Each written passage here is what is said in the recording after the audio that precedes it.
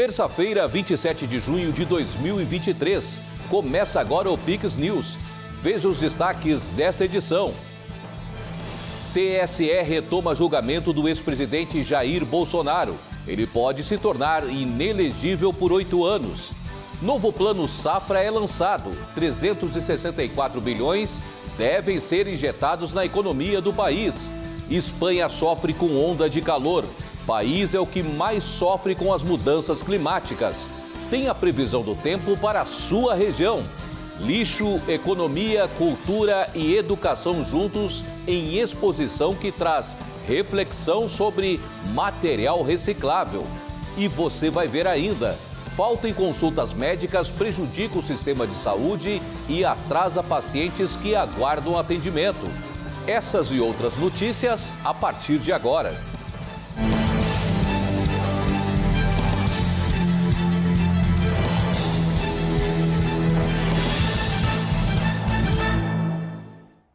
Olá, estamos ao vivo. Agora são 20 horas e 3 minutos.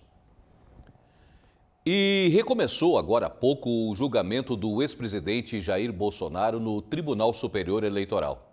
Ele pode ficar inelegível por 8 anos por promover uma reunião com diplomatas e falar sobre o inquérito da Polícia Federal que investiga possíveis irregularidades nas eleições de 2018.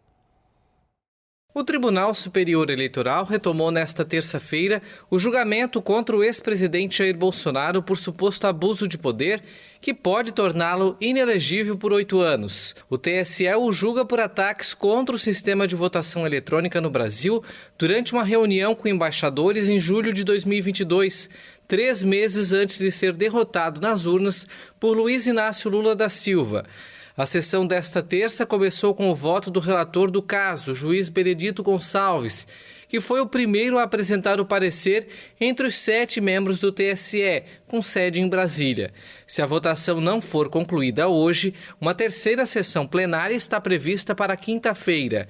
Na primeira sessão do julgamento, na semana passada, a Procuradoria-Geral Eleitoral pediu que o ex-presidente seja declarado inelegível devido a abuso de poder político e uso indevido dos meios de comunicação. No discurso a embaixadores no Palácio do Alvorada em 2022, Bolsonaro falou sobre o inquérito aberto pela Polícia Federal que apura possíveis irregularidades nas eleições de 2018, em que ele foi eleito. O ex-presidente de direita, de 68 anos, nega ter cometido qualquer crime, embora não demonstre confiança em uma absolvição. Os fundadores da Mossack Fonseca estão sendo julgados no Panamá pelo escândalo da Lava Jato. Ao todo, 30 pessoas estão sendo julgadas. Os fundadores do escritório panamenho de advogados Mossack Fonseca, protagonista do escândalo internacional dos chamados Panama Papers, começaram a ser julgados nesta segunda-feira por suposta lavagem de dinheiro no âmbito da Operação Lava Jato. Jürgen Mossack e Ramon Fonseca são julgados juntamente com outras 30 pessoas. O Ministério Público acusa a firma Mossack Fonseca de ser uma organização criminosa dedicada a ocultar ativos vinculados à operação. Esse escândalo revelou pagamentos de propinas de empreiteiras brasileiras, entre elas a Odebrecht, a autoridades de vários países da América Latina para obter contratos de obras públicas entre 2005 e 2014. A Odebrecht agora se chama Novo Nor. A promotora Isis Soto, que atua contra o crime organizado, disse que são 32 pessoas acusadas de crime contra a ordem econômica na modalidade de lavagem de dinheiro. A lei panamenha prevê de 5 a 12 anos de prisão, com possibilidade de aumentar a pena para até 6 anos pelo crime de lavagem de dinheiro. Na linha de frente europeia das mudanças climáticas, a Espanha sofre com uma onda de calor que levou os termômetros a passarem os 40 graus em várias regiões. A Espanha sofre com as consequências de uma dura onda de calor. Os termômetros superaram os 44 graus na localidade de El Granado, na Andaluzia, de acordo com a Agência Estatal de Meteorologia. Em Madrid, foram registradas temperaturas de 38 graus e em Sevilla de 42,9, o que levou à mudança do horário de alguns trabalhadores para evitar insolação. O horário habitual de 8 a 4, de 8 a 3:30. O horário normal é de 8 da manhã às 3:30 da tarde, mas mudamos para 1 hora mais cedo, com a ideia de aproveitar o máximo do frescor da manhã, o máximo de tempo possível para que quando chegue perto de meio-dia, 1 da tarde, por aí, vamos ter as tarefas feitas ou pelo menos controladas. 12:30, 1 por aí, tengamos, digamos, lo que es la tarea ya, si no eso por lo menos controlar. Em 2022, vários trabalhadores morreram enquanto exerciam a função devido às temperaturas extremas, o que levou as autoridades a reforçarem as medidas de proteção durante os horários de maior calor. País europeu na linha de frente das mudanças climáticas, a Espanha costuma ter altas temperaturas no verão, mas há vários anos registra ondas de calor em maior quantidade e cada vez mais cedo. De acordo com a Organização Meteorológica Mundial, a Europa é o continente que esquenta de maneira mais rápida por causa das mudanças climáticas e da temperatura. A ONU afirmou que a Rússia executou 7 civis detidos nos territórios ocupados da Ucrânia. O Alto Comissariado das Nações Unidas para os Direitos Humanos apresentou um relatório que cita crimes de guerra cometidos pelo exército russo. A ONU documentou 77 execuções sumárias de civis detidos de maneira arbitrária pela Rússia nos territórios que ocupa na Ucrânia desde o início da invasão. As informações são do Alto Comissariado das Nações Unidas para os Direitos Humanos, que destacou que isso constitui um crime de guerra. A entidade documentou ainda 864 casos de detenção arbitrária. As Forças Armadas russas, as autoridades policiais e penitenciárias se envolveram em tortura generalizada e maus tratos de detidos civis. A maioria dos entrevistados disse que foram torturados e maltratados e, em alguns casos, submetidos à violência sexual. Tortura foi usada para forçar as vítimas a confessar que ajudaram as Forças Armadas ucranianas, obrigá-las a cooperar com as autoridades de ocupação ou intimidar aqueles com opiniões pró-ucranianas. Elaborado pelo escritório do Alto Comissariado para os Direitos Humanos na Ucrânia e apresentado nesta terça-feira em Genebra, o relatório envolve o período entre 24 de fevereiro de 2022, data de início da invasão russa, e 23 de maio. As conclusões são baseadas em mais de 1.000 entrevistas com vítimas, testemunhas e outras pessoas, 274 visitas a instalações e 70 visitas a locais oficiais de detenção das autoridades ucranianas. As autoridades russas não concederam nenhum acesso, apesar dos pedidos do Alto Comissariado. Centenas de milhares de fiéis lotaram nesta terça-feira o Monte Arafá, na Arábia Saudita, no momento culminante do Hajj, a grande peregrinação anual dos muçulmanos, sob um calor intenso. Os fiéis muçulmanos enfrentam as adversidades como o calor intenso para realizar a peregrinação a Meca, um dos 5 pilares do Islã. Durante o amanhecer, milhares de pessoas recitaram versos do Alcorão no Monte Arafat, onde se acredita que o profeta Maomé pronunciou o seu último sermão. O ritual, que é o ponto máximo da peregrinação anual, emociona os fiéis. Não consigo expressar o que estou sentindo, é uma sensação ótima, graças a Deus. Senti que meu coração estava prestes a parar quando estava na montanha. Obrigada a Deus por tudo. Não consigo descrever meu sentimento, lágrimas estão saindo dos meus olhos. Esse sentimento não pode ser descrito por palavras, nada se compara a este dia.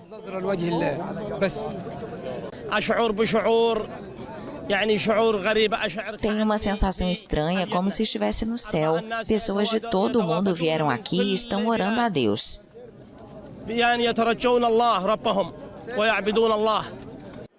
As autoridades sauditas acreditam que o evento deste ano pode ser o maior em números, após 3 anos de restrições provocadas pela pandemia de Covid-19.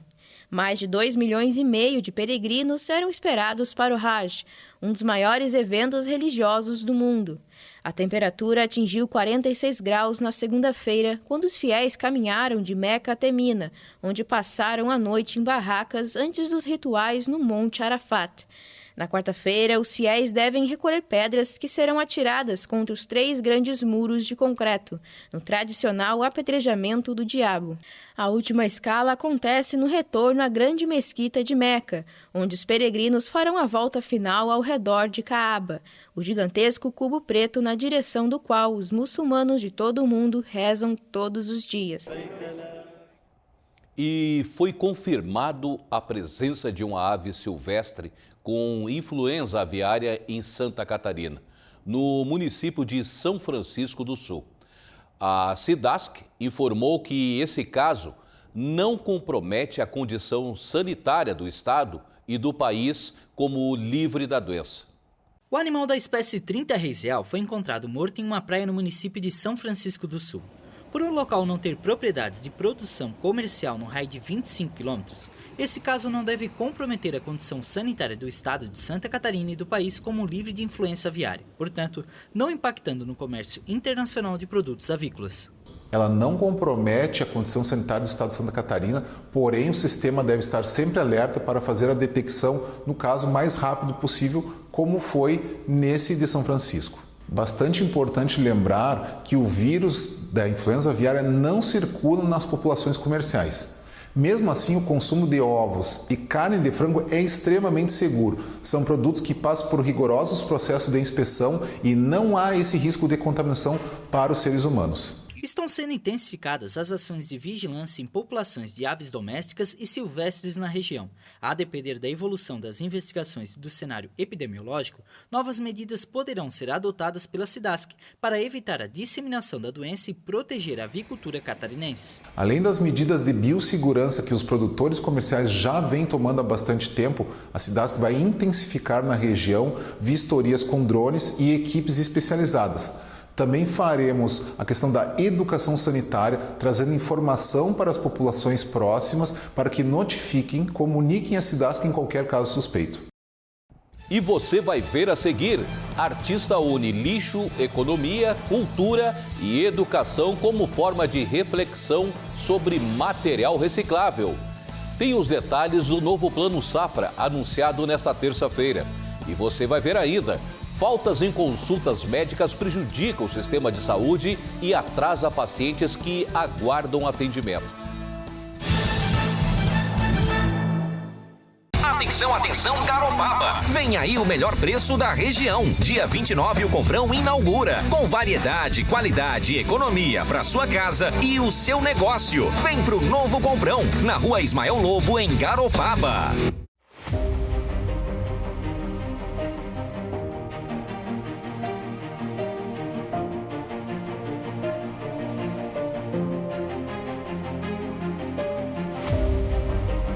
Somos emoção e razão. Somos humanos e tecnológicos. Nós somos apaixonados pelo que fazemos. Esta é a nossa vocação. Hospital Veterinário Vital.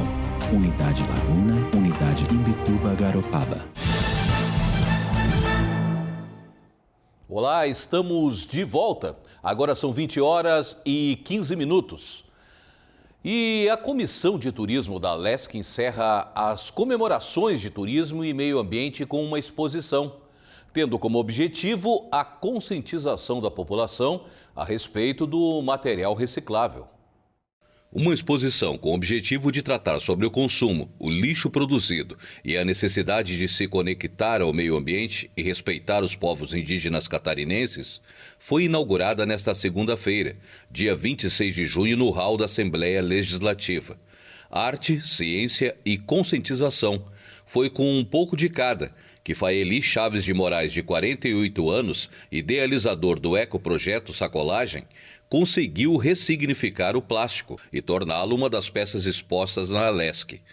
Nascido em Belém do Pará e hoje morador de São José, o artista construiu o que chama de ecos, que são bustos da professora e deputada estadual Antonieta de Barros e do poeta Cruz e Souza com material reciclável. A partir da ação, pretende despertar na sociedade, governos e indústrias uma série de reflexões sobre o conceito de lixo, economia, cultura e educação, tendo como foco o plástico. É muito importante pelo fato que eu trago isso à tona, a discussão para a sociedade, né? Hoje no Brasil nós reciclamos apenas menos de 3% do nosso material. A gente poderia ter um poder econômico muito maior fazendo essa discussão sobre a reciclagem no Brasil. E quando eu coloco esse material dentro das minhas obras, eu estou dizendo para o cidadão, não tenho nojo do seu material que você consome. Isso é matéria-prima de 400 anos. Isso você gerou, isso é seu também. E quando eu faço essa ressignificação para minhas obras, eu digo para ele, aquilo que você tinha nojo, hoje você está batendo foto. O projeto Yorupá Território, evidenciando as terras e as populações indígenas a partir da identidade delas, traz nas fotografias os povos das etnias Xoclém, Guarani e Caigangue em Santa Catarina. A obra é do fotógrafo Radilson Carlos Gomes. Para o trabalho, ele utilizou uma câmera lambi-lambi, com 108 anos de existência, que foi restaurada especialmente para registrar os cerca de 120 rostos indígenas de jovens e crianças das 6 aldeias percorridas no estado. O nome Yorupá é um nome guarani que significa que o território é um só, não tem divisão, não tem fronteira. Então, para o Guarani, o território é um só. E a ideia do retrato é você vincular o rosto de um indígena ao seu direito originário à terra. Essa foi a intenção do projeto, essa foi o mote do principal do nosso projeto. A mostra faz parte da Comissão de Turismo e Meio Ambiente, presidida pelo deputado Marquito, e encerra as celebrações do mês do meio ambiente no Parlamento. A gente tem umas outras atividades, é só entrar de repente no nosso Instagram, mas também a própria Alesc está disponibilizando a programação do mês do ambiente, que com certeza tem demarcado, né, a importância da Comissão de Turismo e Ambiente da Alesc, a importância de ter uma programação específica ambiental. E a gente tem percebido que o público tem gostado e tem encontrado na Assembleia Legislativa também essa referência ambiental, né? A OMS Europa alertou que a Covid-19 não desapareceu. Cerca de 1.000 pessoas ainda perdem a vida por semana no continente em decorrência do vírus. Não se pode baixar a guarda em relação à Covid-19, que ainda provoca muitas mortes por semana na Europa. A advertência foi feita pelo Escritório Europeu da Organização Mundial da Saúde nesta terça-feira. COVID-19 has not gone away. A Covid-19 não desapareceu. Quase 1.000 novas mortes continuam ocorrendo na região todas as semanas, e isso é subestimado devido a uma queda nos países que relatam regularmente mortes por Covid-19 à OMS. Em 5 de maio, a OMS declarou que a pandemia da Covid-19 deixou de ser uma emergência sanitária mundial, mas está longe de ser superada. O diretor da organização pediu às autoridades que garantam a vacinação de pelo menos 70% da população vulnerável e lembrou que se trata de uma doença complexa, da qual sabemos muito pouco. A estimativa é que 1 em cada 30 europeus tenha sofrido Covid de longa duração nos últimos 3 anos. O governo lançou o Plano Safra nesta terça-feira. O valor soma 364 bilhões de reais. O presidente Lula lançou nesta terça-feira o Plano Safra 2023-2024 com 364 bilhões para o financiamento da agricultura e da pecuária empresarial no país. O crédito vai apoiar grandes produtores rurais e produtores enquadrados no Programa Nacional de Apoio ao Médio Produtor Rural, o PRONAMP. O total é 26,8% maior que os valores destinados no plano anterior de 2022-2023, de 287 bilhões para o PRONAMP e os demais produtores. O objetivo do governo com esse plano Safra é incentivar o fortalecimento dos sistemas de produção ambiental sustentáveis, com redução das taxas de juros para recuperação de pastagens e premiação para os produtores rurais que adotam práticas agropecuárias consideradas mais sustentáveis. No total de recursos anunciados nesta terça-feira para a agricultura empresarial, 272 bilhões serão destinados ao custeio e comercialização. Outros 92 bilhões serão para investimentos. Complementando os valores para o setor rural, nesta quarta-feira, Lula anuncia o Plano Safra da Agricultura Familiar, com valor em torno de 77 bilhões em recursos e taxas de juros menores para o financiamento de pequenos produtores na produção de alimentos, aquisição de máquinas e práticas sustentáveis, como bioinsumos, sociobiodiversidade e transição agroecológica. Foi divulgado hoje o resultado da chamada regular da segunda edição de 2023 do SISU. A matrícula dos selecionados deverá ser feita entre 29 de junho e 4 de julho no portal único de acesso, do portal único de acesso ao ensino superior do SISU. Serão mais de 51 mil vagas disponibilizadas em cerca de 1.600 cursos de graduação de 65 instituições de educação superior. O sistema executa a seleção dos estudantes com base na nota do Enem. A inscrição é gratuita e feita exclusivamente pela internet, por meio dos serviços digitais do governo federal. Os estudantes podem escolher até 2 opções de cursos. Os candidatos não selecionados na chamada regular podem, a partir de hoje, manifestar interesse em participar da lista de espera. Os interessados têm até o dia 4 de julho para fazer a solicitação por meio do Portal Único de Acesso ao Ensino Superior.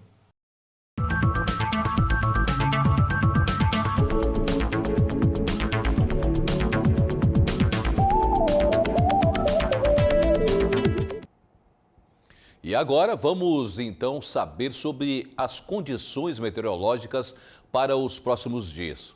O Eduardo já está aqui comigo e traz as informações sobre a previsão do tempo aqui para a região sul do país.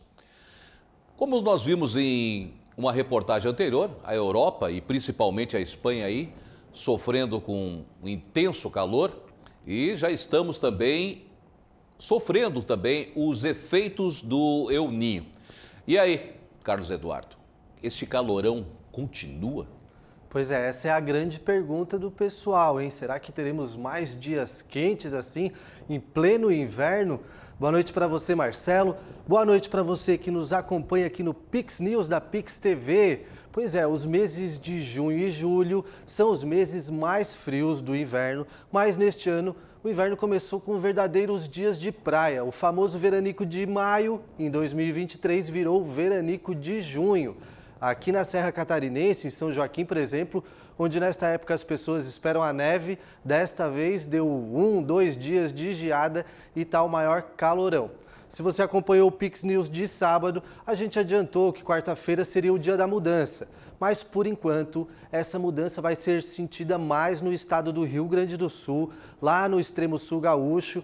Já está chovendo nas cidades mais próximas ao litoral e essa é aquela chuva que dá as boas-vindas ao frio. Então, a partir de amanhã esfria um pouco. Essa frente fria, ela está agora no Uruguai, mas vai avançar por todo o estado gaúcho e quanto mais perto de Santa Catarina, mais essa frente perde intensidade. É uma frente relativamente fraca que não vai conseguir se manter por muitos dias na região. A princípio, teremos aí 1 ou 2 dias de frio mais intenso e eu trouxe aqui algumas cidades para a gente colocar na tela, para a gente destacar e entender melhor como ficam os termômetros agora para a próxima quarta e quinta-feira. Então, a primeira cidade que eu trouxe para destacar é lá em Pelotas, lá no extremo sul gaúcho, onde está chovendo nesse momento, né? Para quarta-feira, a mínima já fica em 10 e a máxima em 17. Mas essa mínima aqui, veja, ela não é pela manhã. Geralmente a gente coloca a temperatura mínima aquela que dá de manhãzinha, quando é mais frio. Mas essa temperatura vai ser durante a noite. Agora na quarta de manhã os termômetros podem chegar a 12, 13 graus, mas é durante a noite que vai esfriar, chegando aos 10. E a máxima de 17 geralmente é aquela do meio-dia, 1h da tarde. E lá na quinta-feira esfria mais um pouquinho, aí sim, 6 graus já é durante a madrugada, mas chega até os 15 durante a tarde. Amanhã ainda ficam algumas nuvens lá em Pelotas e na quinta já aparece um pouquinho mais de sol. Eu tenho outra cidade aqui do Rio Grande do Sul, a capital, Porto Alegre. Aqui na quarta-feira, mínima de 15, máxima de 19. A chuva chega em Porto Alegre ali por volta do meio-dia. Então, entre meio-dia e 1 da tarde, vai estar chegando essa chuvinha para depois dar uma baixada nas temperaturas. Na quinta-feira o sol aparece entre nuvens, a mínima fica em 10, a máxima em 15. E aí, agora eu já trago para Santa Catarina com São Joaquim. São Joaquim, na Serra Catarinense, olha só, amanhã, quarta-feira, dia de sol ainda. Né? O dia inteiro dia de sol, porque chegando essa frente fria mais próximo de Santa Catarina, ela vai se desintegrar, vai se espalhar. Então a mínima lá fica em 9, a máxima em 17, o sol aparecendo o dia todo. E na quinta-feira aparecem algumas nuvens, né? Fica o tempo meio instável, a mínima fica em 8, a máxima em 15. Veja que a gente não percebe uma queda tão acentuada aqui em Santa Catarina. E também trouxe a previsão de Garopaba, aqui da onde a gente apresenta o Pix News para você. Garopaba, amanhã, quarta-feira, mínima de 15, máxima de 22. E na quinta já não tem tanta variação. Amanhã ainda tem sol em Garopaba. Pode ter algumas nuvens, porque essa frente chega, né? Ela chega, essas nuvens vêm para cá, elas se desintegram, mas pode ter algumas nuvens amanhã. Na quinta também. Fica entre 15 e 17 as temperaturas na quinta. E eu vou subir mais um pouquinho agora, vou até Curitiba, no Paraná, capital dos paranaenses, para mostrar, ó, amanhã, dia de sol, quarta-feira, 10 de mínima, 21 de máxima, geralmente lá é mais friozinho, e na quinta pode cair uma chuvinha durante a tarde, consequência dessa frente que está avançando pelo sul. A mínima fica em 11, a temperatura não varia muito, a máxima vai até 15 graus. Também, além de destacar essas cidades, eu também trouxe alguns recortes do mapa para a gente perceber isso que eu estou falando, para a gente ver aqui nas imagens, para ficar um pouquinho melhor, para ilustrar.